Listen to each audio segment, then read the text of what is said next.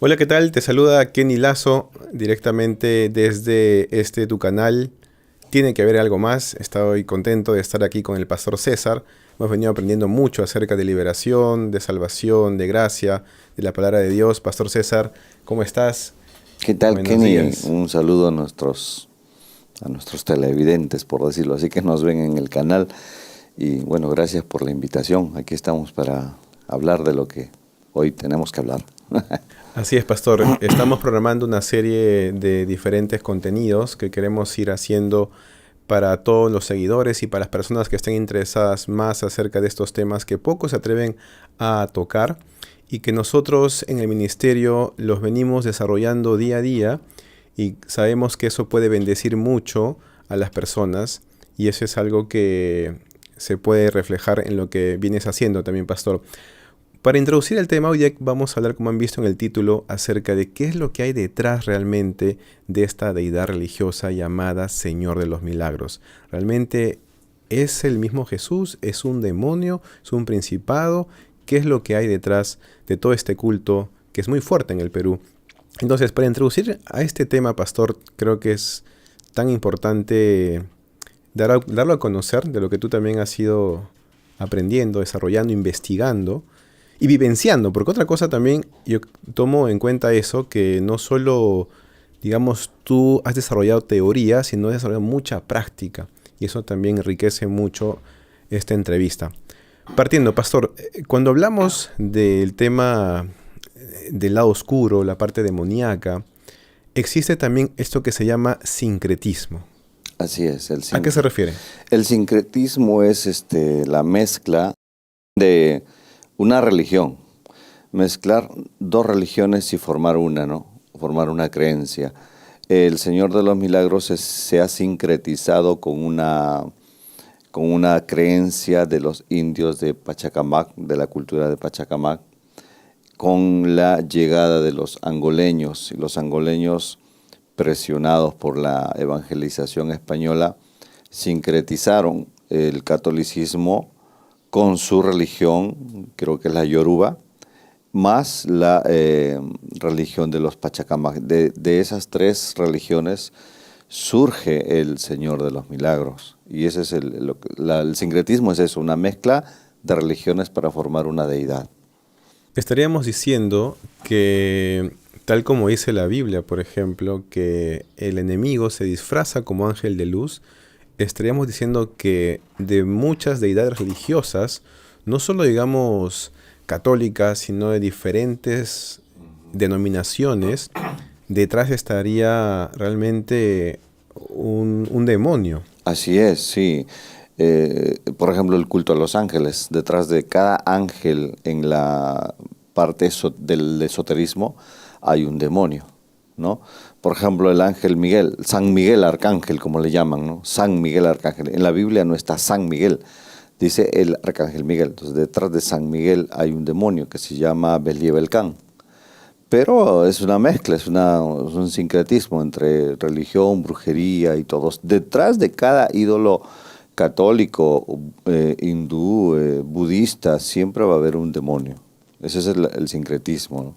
Yo creo que esto nos hace ver claramente que cuando Dios dice específicamente que no debemos tener dioses ajenos delante de Él, y está como parte de los 10 mandamientos, que no debemos de hacernos imágenes, que no debemos rendir culto, ni adorarlas, ni venerarlas, ni rendirle nada de servicio, porque Él es un Dios celoso que visita la maldad, como dice en Éxodo 20, hasta la cuarta generación.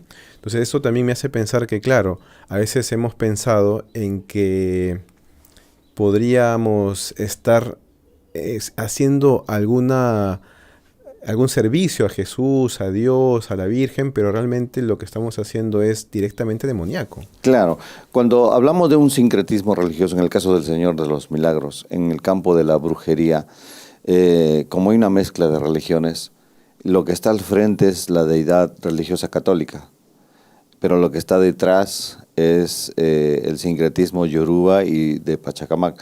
Entonces los brujos no pueden ir delante de la imagen y pedir algo, siempre un brujo va a pedir algo detrás de la imagen. Se van detrás del cuadro del Señor de los Milagros, detrás del cuadro de San Martín, detrás del cuadro de Santa Rosa, siempre detrás, para pedir brujería y para hacer trabajos de brujería. Porque si lo hacen de frente, morirían. ¿Por qué morirían? Porque sería una traición al Dios que está detrás de la imagen. O sea, delante está el Cristo crucificado de fondo morado, supuestamente es Jesús, pero en el fondo es un demonio de la religión yoruba. Entonces significa que el brujo no va a pedir a Jesús el pintado, sino al que está detrás. Entonces por eso es que el brujo siempre se va detrás. Si va de frente, muere.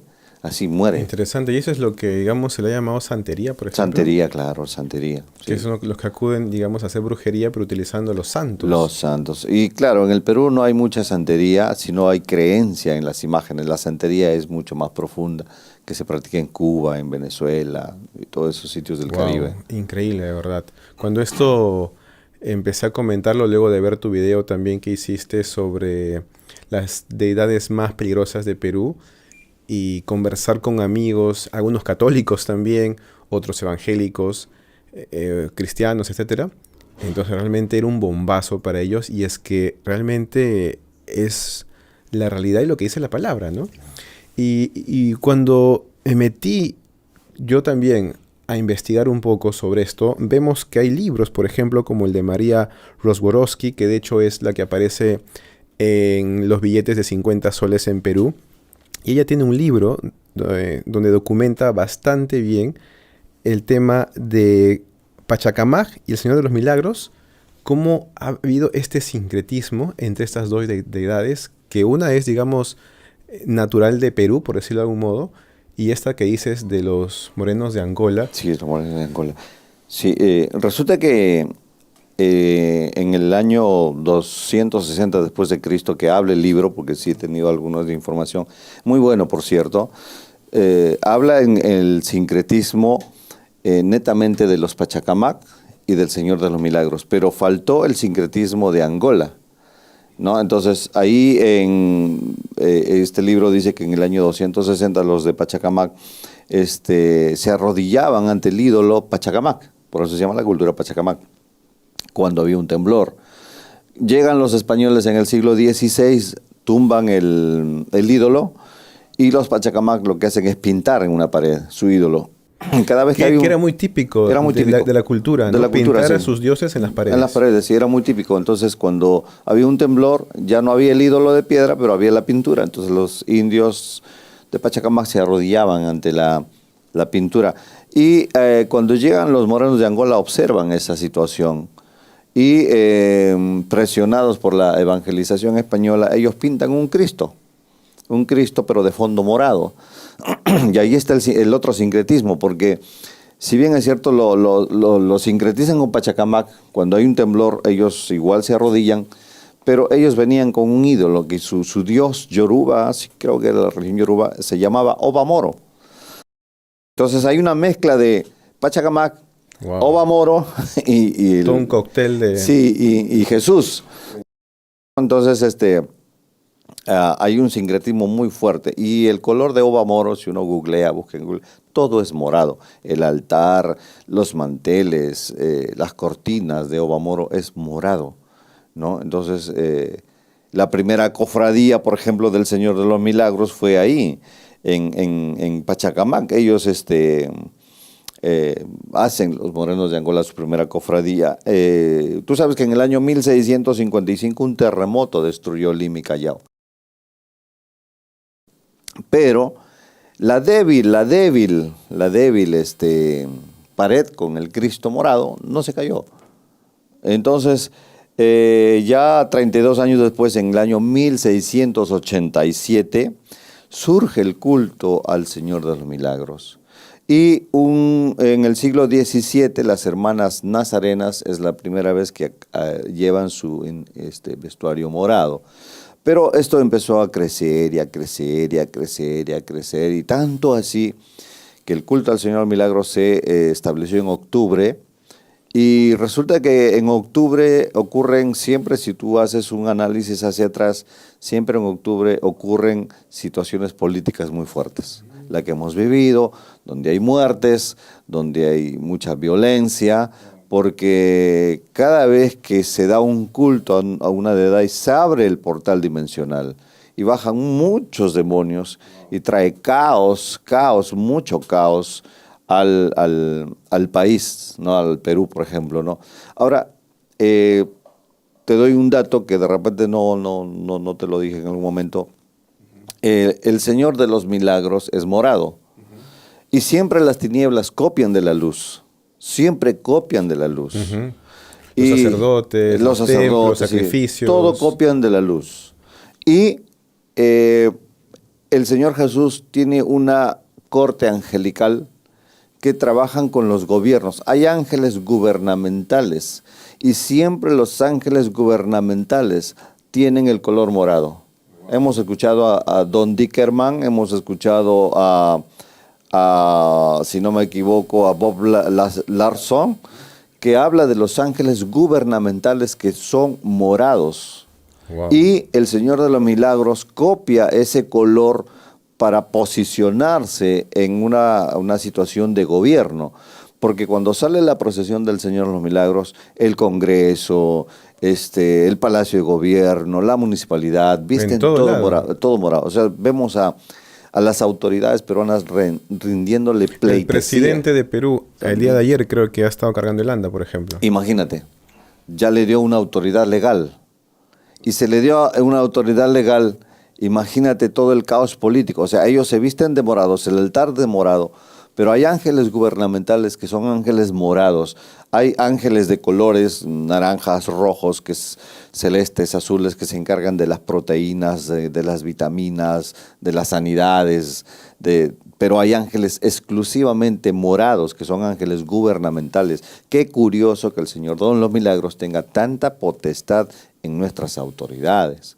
Y hay un detalle. El detalle es que el Señor de los Milagros es en Lima, pero se ramificó al norte, en Piura, sobre todo en Piura, con el cautivo de Ayabaca. Justo eso quiero llegar, porque ese también es otro bombazo de lo que tú has ido descubriendo, desenmantelando, digamos, esta fuerza demoníaca que está operando en nuestro país, en Perú específicamente, desde donde estamos haciendo esta transmisión también. Pero me pareció curioso que justo cuando hablaste acerca de muertes y yendo a la historia de cómo era este dios Pachacamac, pedía muchos sacrificios.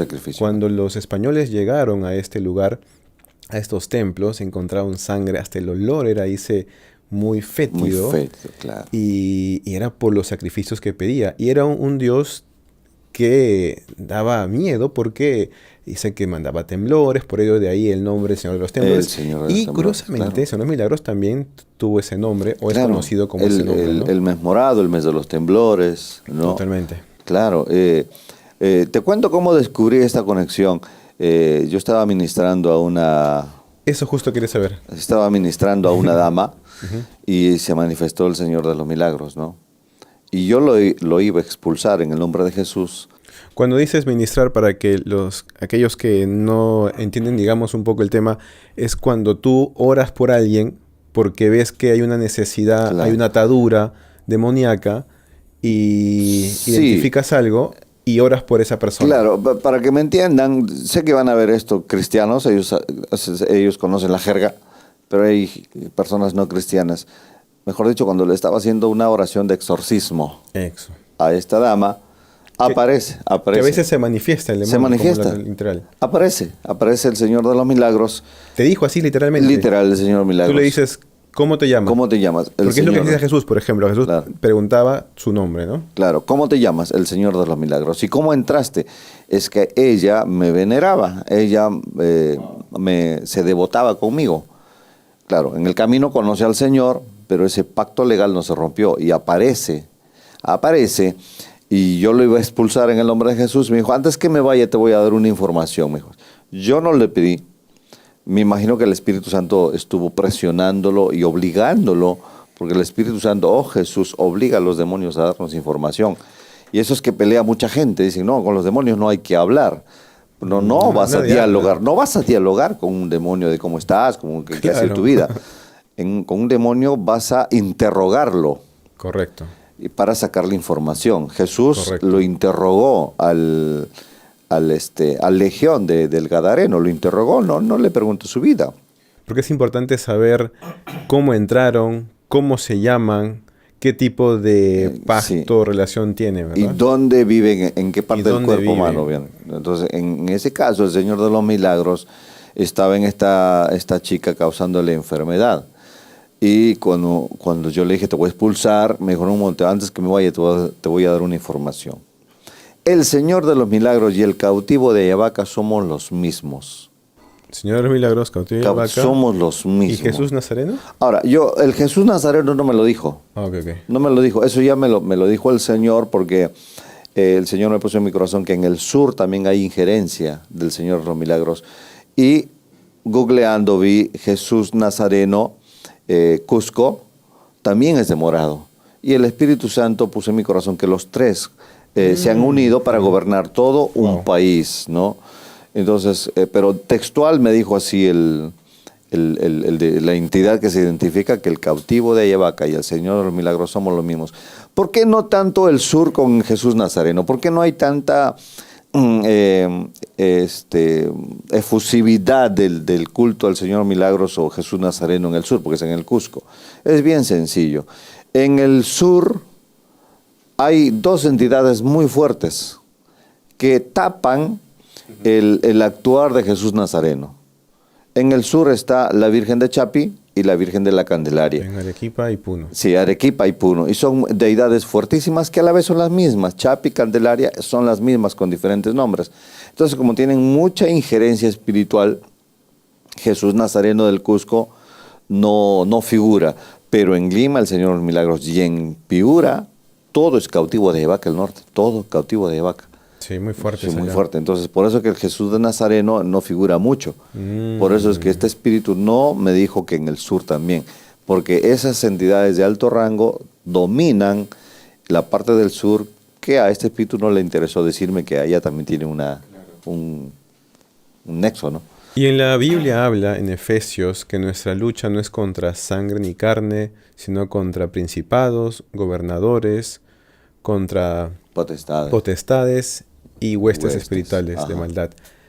¿Qué sería el Señor de los Milagros? Como domina casi todo el Perú, un principado. Un principado.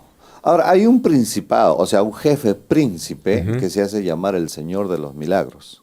Es un principado, puede ser un ángel caído, ¿no? Pero hay millones y millones y millones de demonios que tienen el nombre del Señor de los Milagros. Okay. Entonces, al Señor de los Milagros lo he encontrado mucho en las personas y lo envió al abismo. Pero un principado no puede hacerlo. Entonces, la pregunta sería, ¿por qué los cristianos, la iglesia evangélica, no se une para orar y detener la actividad de este principado? Esa es una pregunta lógica. Pregunta, claro. ¿Por qué no se une? Es sencillo, porque no haríamos nada. No haríamos absolutamente nada. Es más, nos veríamos en muchos problemas, porque nosotros no podemos atar al principado que legalmente está actuando en un país. No podemos atarlos. Como hay un ángel príncipe que está por Israel, por ejemplo, que pasa en la Biblia. O sea, ¿no? El Señor de los Milagros, la iglesia pues, vamos a ayunar, vamos a atarlo. No podemos atarlo, nos veríamos en muchos problemas. Tendríamos enfermedades, nos saldría cáncer, nos pasaría accidentes de tránsito, porque estamos peleando con una entidad de alto rango que actúa en el Perú de forma legal. Pero si esa entidad lo encontramos en una persona, ahí sí podemos expulsarlo. Entonces nosotros no podemos atar espíritus del aire, eso es una leyenda urbana que ha creado. Una mala praxis de la liberación, definitivamente. No podemos atarlos, no podemos atar espíritus de brujería, espíritus de prostitución, no podemos hacer eso. El Señor no nos mandó a atar demonios del aire, nos mandó a expulsar demonios de la gente y de las casas. Pues las casas también tienen demonios, pero en el caso preciso de este principado del Señor Milagros no podemos atarlo. Pastor, nos ha soltado varios temas que vamos luego a desmenuzar en el programa porque me gustaría profundizar más en lo que acabas de compartir. Vamos a profundizar. Pero tengo todavía un pool de preguntas porque, por ejemplo, mencionaste que esta persona que ministraste o que exorcizaste, en otras palabras, ya era cristiana. Era cristiana. Y tenía un pacto legal que no había sido roto. ¿Qué es lo que ocurre ahí? ¿Por qué es que una cristiana puede tener el Señor de los Milagros? Es bien sencillo. Vamos a ir a la Biblia para darte una idea de esto. Mira, ve, vamos a ir a la Biblia. Resulta que, como te dije, las tinieblas copian todo lo de la luz. Todo lo que hace las tinieblas, todo lo que hace la luz lo copia las tinieblas. Resulta que en Deuteronomios 23:21 dice una cosa: cuando hagas voto a Jehová tu Dios, no tardes en pagarlo, porque ciertamente lo demandará Jehová tu Dios de ti, y sería pecado en ti. Mas cuando te abstengas de prometer, no habrá en ti pecado, o sea, compromiso. Pero lo que hubiere salido de tus labios, lo guardarás, lo cumplirás, conforme a lo que prometiste a Jehová tu Dios, pagando la ofrenda voluntaria que prometiste de tu boca. Pero vamos al versículo número 1, cuando haces votos a Jehová tu Dios.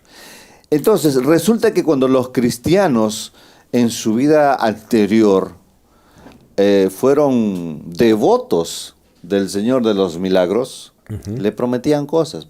Claro. Voy a devotarme, o sea, un voto, voy a devotarme con la comida, con la mayordomía, voy a devotarme con la banda de música, con el anda, con las velas, cirios, todo lo que incluye la adoración al Señor de los Milagros. En el camino encuentran al Señor. Entonces vamos a suponer que esta hermana se devotó con el Señor de los Milagros para una fiesta, y en el camino conoció a Jesús. Conoció en julio. Al verdadero Jesús. Al verdadero Jesús. Claro. Conoció en julio. Ya cuando llegó octubre no le interesó nada, pero había hecho un voto. Wow. Entonces aquí está clarísimo, en Deuteronomio dice: cuando haces un voto a Jehová tu Dios, y en este caso sería cuando hagas un voto al Señor de los Milagros, porque copian, es un voto, se devotan. O incluso le piden cosas. Así es. Incluso dedican a sus hijos. A sus hijos lo dedican. Cuestión que me pasó, por ejemplo. Claro, lo dedican. O Señor, sana a mi mamá y voy a peregrinar siempre a tu capilla, una devoción. Entonces, cuando conocen al verdadero Jesús, ya esto queda sin efecto para ellos, pero no para la entidad.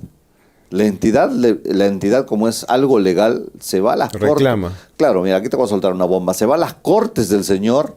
Ya, otro tema para tratar. Sí, porque wow, claro. Se va a las cortes del Señor. Se va a las cortes del Señor y le dice: mira, la mujer que te aceptó como Salvador tiene un pacto, un compromiso legal conmigo. Ella se devotó conmigo, me hizo un voto, una promesa, y por lo tanto no lo ha cumplido.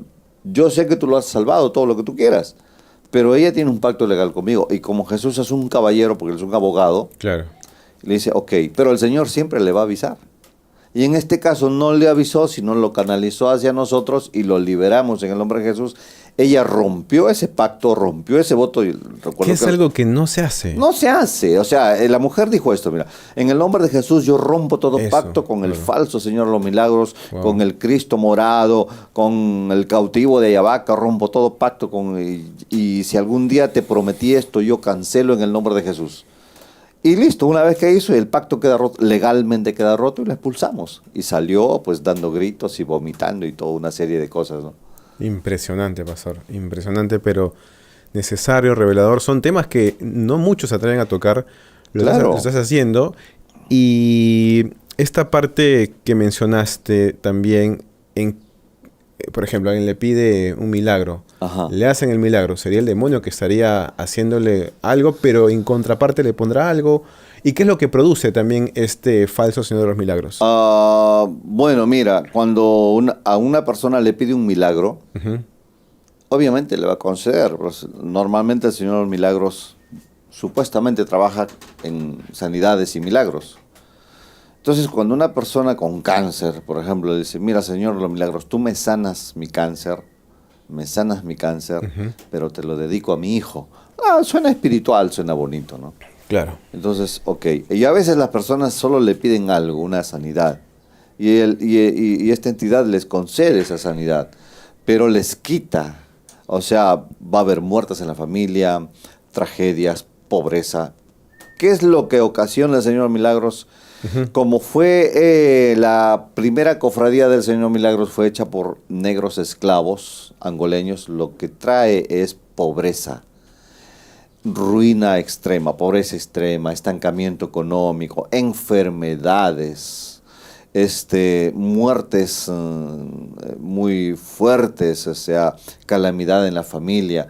Entonces, pero pastor, las autoridades no tienen pobreza, no les falta el dinero. Pero es que no todo es la área de pobreza, sino es esclavitud religiosa. Mira, el varón o la mujer puede ser adúltera, fornicario, que se acuesta, se va al prostíbulo, la mujer es chismosa y todo, pero viene en noviembre, en octubre, y se ponen de morado y se van a venerar al Señor Milagros. Pero entonces, en ese mes se vuelven todos religiosos, ¿no? Por eso está el nombre cautivo, ¿no? Cautivo, claro, el cautivo de Ayabaca los tiene cautivos. Ahí sí, en Ayabaca sí hay mucha pobreza. Mucha pobreza porque en Ayabaca, los brujos de las guaringas trabajan mucho con el cautivo de Ayabaca. Wow. Yo encontré al cautivo de Ayabaca en una mujer que le habían hecho trabajo de magia roja. Y cuando le pregunté a la entidad, yo le dije, ¿por dónde entraste? Me dijo, por su foto entré. Su foto la tienen enterrada en el cementerio, pero han hecho la brujería conmigo, el cautivo de Ayabaca. Y la mujer se puso hielo, se congeló literal. La foto de esta persona que es parte de estos ritos, sí, ¿no? Sí, claro. Wow, pastor, impresionante, ¿verdad? Y entonces lo que hay que hacer es romper esa legalidad. Romper esa legalidad. Que es lo que a veces no se nos ha enseñado, lamentablemente. Tenemos que hacerlo y ahí tomar autoridad y expulsarlo en el nombre de Jesús. Claro, todas las personas que nos están viendo, que son que están recibiendo esta información, pueden hacerse una autoliberación. Una autoliberación es decirle, Señor, perdóname, porque no conocía la verdad, no conocía la luz, hoy conozco la verdad y la verdad me ha hecho libre doctrinalmente, no de demonios. La verdad me ha hecho libre y por lo tanto, Señor, perdóname por haber adorado, venerado a esta imagen religiosa y rompo todo pacto generacional, porque viene a veces desde nuestros ancestros, todo pacto generacional. Si mi padre me dedicó, rompo todo pacto de dedicación, o sea, yo no te pertenezco a ti, demonio, le pertenezco al verdadero Señor de los Milagros, que es Jesús de Nazaret, y rompo todo pacto. Si mi padre me dedicó, ese pacto queda roto, me desligo de ese pacto en el nombre de Jesús y listo. Y ahí sí pides al Señor un ángel para que no tome tu conciencia y le ordenas. Normalmente el Señor de los Milagros se vive en el estómago. Todas las personas que he ministrado han expulsado baba espesa, vive en el estómago. Y pones tu mano aquí y le das una orden que salga. Puede que eructes, puede que tosas, puede que vomites, pero ya se fue. Y de esa forma se rompe el pacto con el Señor de los Milagros. No solo con el Señor de los Milagros, con todas las deidades religiosas que se puede haber creído, ¿no? Yo me he encontrado con San Judas Tadeo, con Sarita Colonia, con Santa Rosa de Lima, con la Virgen de las Mercedes, una serie de deidades. Que cuando uno las analiza también es interesante que hay un sincretismo entre Semiramis, por ejemplo, y una serie así de deidades que están también por todo el mundo. Ahora, alguien puede decir, pero yo lo hice de buen corazón, yo lo hice pensando que era Jesús, yo veo la representación de Jesús, pero realmente no es Jesús exactamente, ¿verdad? Porque hasta incluso me parece curioso que el enemigo trata de representar a Jesús, un Jesús destruido, muerto, claro. Y cuando ves estas imágenes de estas deidades, los ves como caído, como que si fuera algo que el mismo demonio Satanás está celebrando, ¿no? Claro, o sea, el objetivo es de tenerlo siempre a un Jesús muerto, crucificado. Pero si la gente descubriese que Jesús resucitó y está al alcance de una oración, diferente sea, ¿no? Pero sí, todas las deidades tienen un trasfondo, del sincretismo. Por ejemplo, ayer ministramos a una dama que que posiblemente sus abuelos lo dedicaron a la Virgen del Carmen. Y la Virgen del Carmen trabaja con el mar, porque es la reina del mar, Yemayá, la reina del mar, se sincretiza con Yemayá. Yemayá es un demonio africano fuertísimo. Y literal, cuando entraron a nadar al mar con sus 4 amigos, creo, sus amigos murieron ahogados. Pero ella sintió que lo jalaban adentro y ella clama ayuda al Señor. Y una voz le dice, tú no vas a morir. Wow, ¿Por qué? impresionante. Porque ayer descubrimos que ella era una profeta. Tenía dones proféticos que le habían quitado las tinieblas, ¿no? Entonces, cuando expulsamos a la Virgen del Carmen, también expulsamos a Yemayá, pues se sintió mucha paz, la doña, ¿no? Y entonces todo eso, y la gente dice, pero la Virgen del Carmen es una virgencita. No se sabe el trasfondo, Exacto. es tremendo asesino la Virgen del Carmen, tremendo asesino.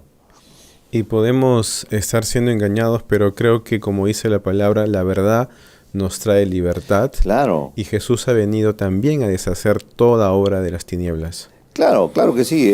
Por ejemplo, si no me equivoco, por ejemplo, la Virgen María, ¿no? La Virgen María, uno de los títulos que se le da es la Reina del Cielo.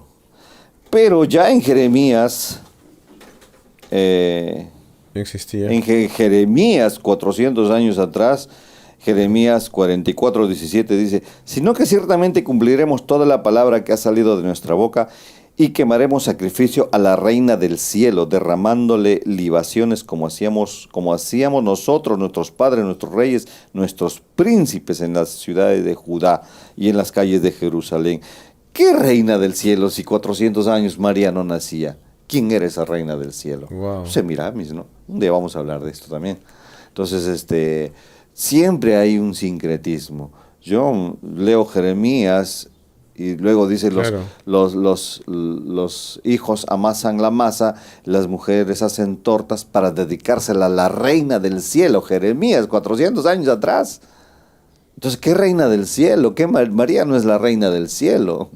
María es una mujer hermosa delante del Señor, que creemos en la Virgen María. Sí, creemos en la Virgen María, pero en de la Biblia, Claro. no en la del catolicismo romano. Esa es otra María, que también un día vamos a hablar. Esa es otra María. Entonces, la María de la Biblia fue elegida por Dios por su corazón puro, sincero, y le dijo, bienaventurada entre todas las mujeres, ¿verdad? Y bendito sea el fruto de tu vientre. Es una mujer bendita. Pero María murió y está esperando resucitar como todos los cristianos. Ella está en el cielo como todos los cristianos que han muerto. No está en el cielo como una reina, está como una hija de Dios más, ¿no? Pues ese es otro tema. Volvamos Sí. al morado. Sí, no, y es necesario, creo que conocer esto, lo que estamos haciendo un poco, lo que tú has ido descubriendo, investigando, por un lado un contexto histórico, cultural, y también por otro lado el contexto espiritual que está en la palabra y que tú lo vives también en el Ministerio de Liberación. Sí, creo que está muy apasionante, muy interesante esto, lo que se viene haciendo en la liberación, pastor. Creo que es muy necesario. Y me gustaría que podamos dirigirnos a las personas que de pronto se han identificado con alguno de estos síntomas y han podido ser, por ejemplo, devotos de estas deidades religiosas, y a veces uno puede pensar que lo hizo de cierta manera como para Jesús, pero realmente se da cuenta de que ha sido engañado. Entonces, para que podamos decirles que hay libertad en Jesús, de que ellos también pueden encontrar esa liberación, ¿cómo les podemos decir a estas personas que se están identificando y que quisieran ser libres?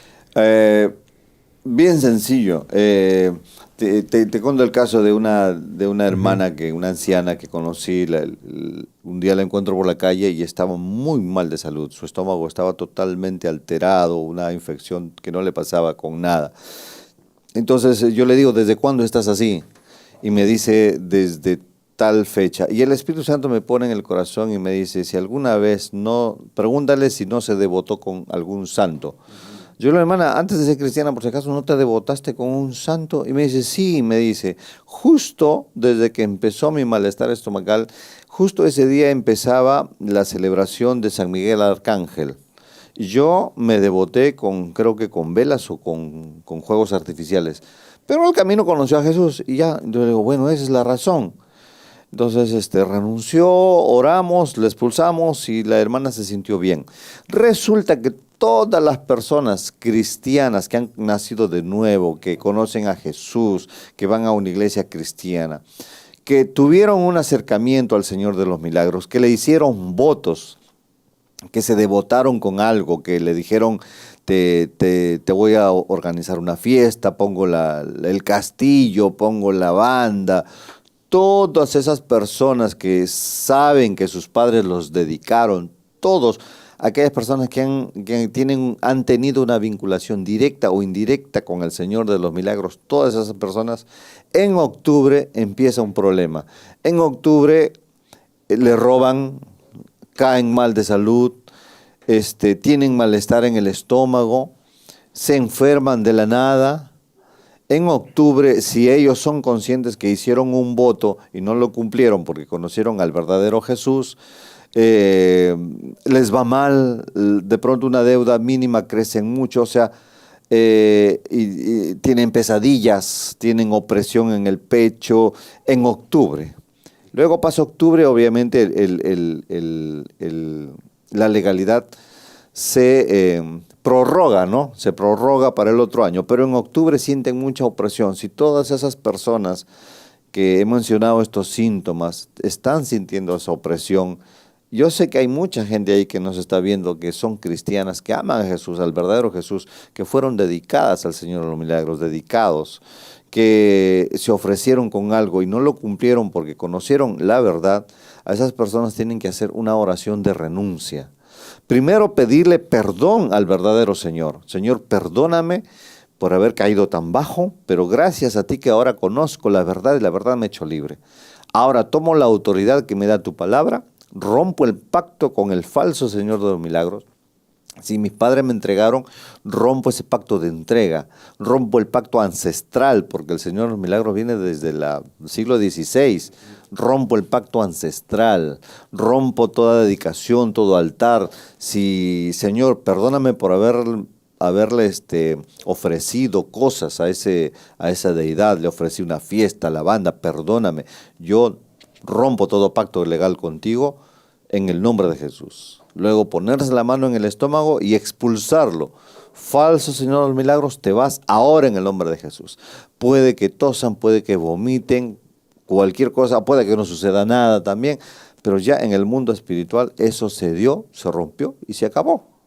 Y así se libra uno de esa deidad fuertísima. Igualmente hacerlo con el cautivo de Ayabaca, igualito. Y romper esas maldiciones o esas ataduras que pueden haber generado en tu vida. Y también podemos atenderlas si es que alguien desea conversar con nosotros, con el ministerio, con el equipo. Vamos a dejar también los datos de contacto. Claro. Y claro pastor, sí. Justamente cuando tú me diste esta información, yo reconocí, investigué un poco en mi vida pasada, ¿no? Si es que en algún momento había ocurrido algo así en mi familia, y dio el caso que sí. Y de verdad era una sensación, de manera personal lo cuento esto, de secadez, de atadura, que uno a veces no se explica, ¿no? Porque es que a veces estás conectado con el Señor un buen tiempo, luego como que te seca algo. Y había sido, yo creo que en gran parte esta dedicación que hubo hace años atrás. Pero gracias al Señor que nos hizo libres y que para eso vino, para traer libertad. Pastor, muchas gracias por este tiempo tan interesante, tan revelador. Se viene mucho más contenido, entonces claro, si quieres dar una invitación. No, sí, vamos a hacer mucho más contenido, vamos a hablar de la Virgen María, de todas las entidades religiosas que he encontrado acá en Perú, sobre todo en Perú, Y bueno, espero que se pongan en contacto con nosotros y tenemos una escuela de liberación que lo está Exacto. dirigiendo. Una escuela de liberación, estamos dando masterclass. Justo a la masterclass que viene vamos a tratar de estos temas Ujú. a profundidad, mucha más profundidad de lo Uf. que estamos tocando. Así que Se vienen vamos, también más eventos. más eventos, sí, más El eventos. próximo año vamos a 2026 a hacer más actividades en varias partes del país. Sí, claro que sí, y Dios quiera que traigamos al apóstol Olvi Gualdarramos de la República Dominicana para hacer una conferencia, una cumbre de Ujú. liberación y que Dios se glorifique ahí. Y ha sido muy, muy grato saludarles y gracias, Kenny, por esta entrevista muy, muy reveladora.